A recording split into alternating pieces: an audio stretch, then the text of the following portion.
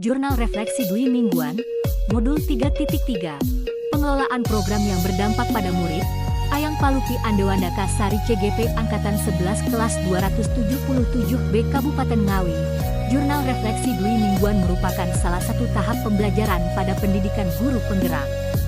Calon guru penggerak diminta menulis refleksi setelah melakukan pembelajaran selama 2 minggu.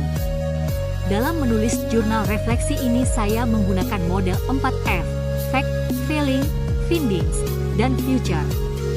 4F dapat diterjemahkan menjadi 4P yakni peristiwa, perasaan, pembelajaran, dan penerapan. 1. Peristiwa, Fact, Modul 3.3 Pengelolaan Program Berdampak Positif bagi Siswa.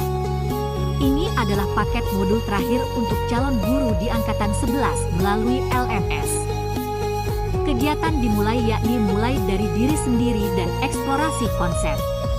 Dilanjutkan ruang kolaborasi 1 dan pada TA dan ruang kolaborasi 2. Kemudian dilanjutkan dengan demonstrasi kontekstual.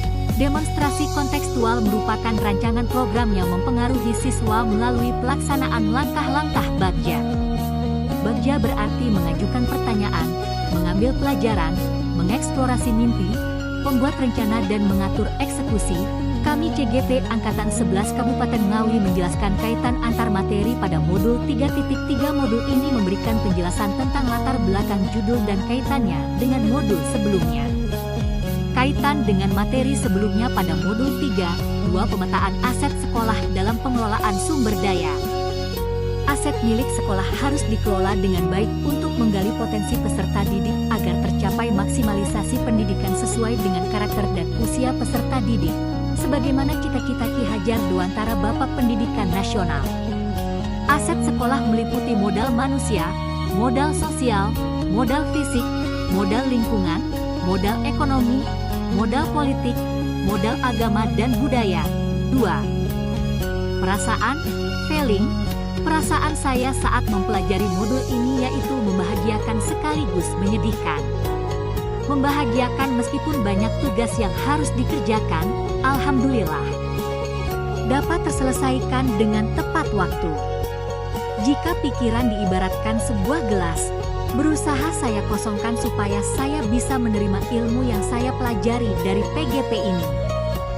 Saya berupaya akan adanya perubahan sebagai guru sebelum dan sesudah mengikuti PGP, karena tugas sebagai guru penggerak sangatlah luar biasa yaitu untuk mengimplementasikan pengelolaan program yang berdampak pada murid. Adapun hal yang menyedihkan adalah vicon terakhir kami dengan fasilitator kami, yaitu Bapak Sumintar yang selama kami menjalani program guru penggerak selalu sabar dan juga telaten membimbing kami dalam mengerjakan tugas-tugas di LMS. Meskipun kami belum pernah bertemu dengan beliaunya secara langsung, akan tetapi kedekatan beliau dengan kami diibaratkan bapak dengan anak. Semoga suatu saat nanti kami para CGP dari Kabupaten Ngawi dapat dipertemukan dengan beliaunya secara langsung dalam keadaan sehat walafiat. Amin. 3. Pembelajaran, findings. Modul 3.3 melengkapi pemahaman saya bahwa program yang dirancang dan dibuat harus memuat konten first suara, COS pilihan dan unit kepemilikan murid. Membuat program yang berdampak pada siswa dilakukan melalui alokasi yang tepat dari sumber daya peluang yang dimiliki oleh sekolah.